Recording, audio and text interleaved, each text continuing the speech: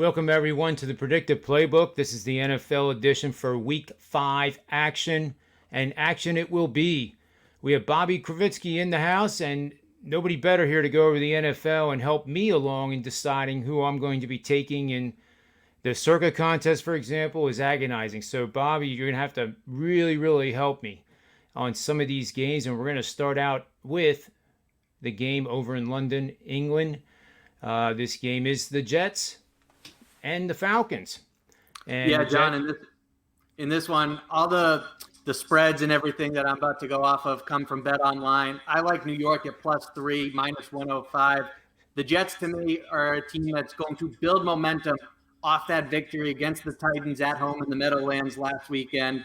Meanwhile, Atlanta trending in the opposite direction. So just look at the tail of the tape with the quarterbacks here. Zach Wilson throws for 297 yards, 2 touchdowns. He did have a pick against Tennessee. We certainly know he's turnover prone, so maybe he throws one at an inopportune time late in the game and it changes the outcome as far as the spread goes.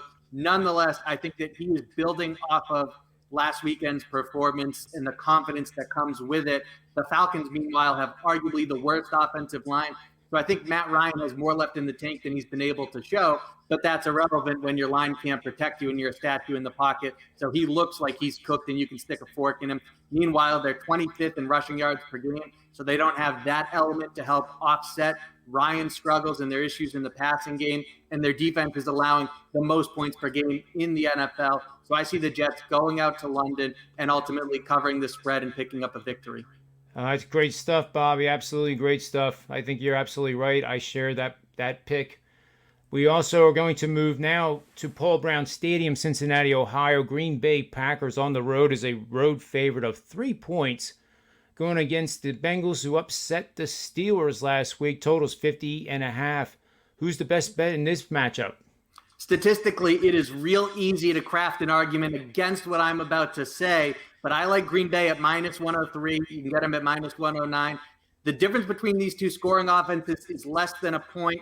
Joe Burrow is a promising quarterback who's been really impressive coming back from a serious injury. He's got an impressive offensive core, particularly at the skill positions to go along with him. Their defense also ranks in the top 10 in points allowed per game. But here's the caveat. You need to dive into how those stats came to be.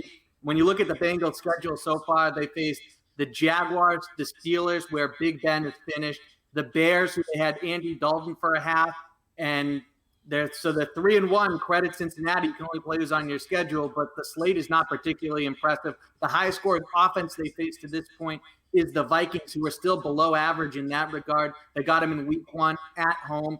I just look at Aaron Rodgers and company and think this is the game that they're going to win and do so by more than a field goal. Awesome stuff, Bobby. Really convincing. It makes me want to go to the window right now. But we have one more pick to finish, and it's the Tennessee Titans going to Jacksonville to take on the Jacksonville Jaguars, which has a bit of a drama situation going on involving a video or something, I hear. But Tennessee seems to be the better team here, Bobby. They're -4.5 at the Jags, and the total's 48.5. Where should I bet in this game? John, we've been talking since the preseason. Everyone knew the Urban Meyer hire was most likely going to be disastrous. Now, I'm wondering, does he make it past the bye week? It's kind of looking less and less likely. We shall see. Either way, he's got another opportunity here in this game. And I get that the Jaguars have 10 days from when they last played against Cincinnati on Thursday Night Football a week ago. Nonetheless, this is a team that is not aligned with their head coach. That's a glaring issue. They're struggling on the field. That doesn't help matters. They could easily splinter as Derrick Henry continues to wear them down over the course of this game. Furthermore, they lost DJ Chark in that matchup against the Bengals. He's going to be out. I don't think A.J. Brown or Julio Jones play in this one. A.J. Brown was limited at practice the other day, so he's trending in the right direction. Julio Jones did not. Nonetheless, with a hamstring injury and a bad opponent, I think they're going to keep both out for another week. They're facing a bottom 3 passing defense. They should be just fine in that regard. And then they've got Derrick Henry on the ground, who is comfortable against the loaded box. He just started against the Jets a week ago and ran for 157 yards and a touchdown. I think he'll have no problem against Jacksonville and ultimately pave the way for them to win by more than 4.5 points.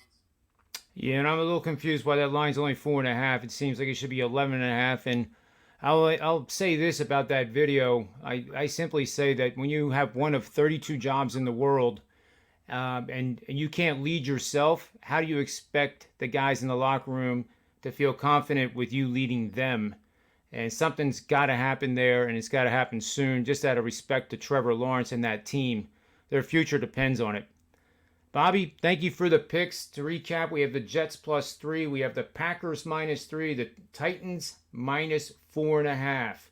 That sounds like a 3-0 to me. Thanks From your again, mouth to Bobby. God's ears, John. You bet. And I'll be on, Bobby's going to be the host tomorrow night at 8:40 on the SportsMapRadio. It is truly, honestly, my favorite program to be a guest on. I get to relax just a little bit, but it's a quick hitting segment. I think it's about 14 minutes, and we jam in everything. And it's just a great way to spend 15 minutes on a Friday evening. So look forward to that. Bobby, thanks again. And on behalf of him, myself, WagerTalk.com, SportsMemo.com, and these Predictive Playbook shows, may all the wins be yours.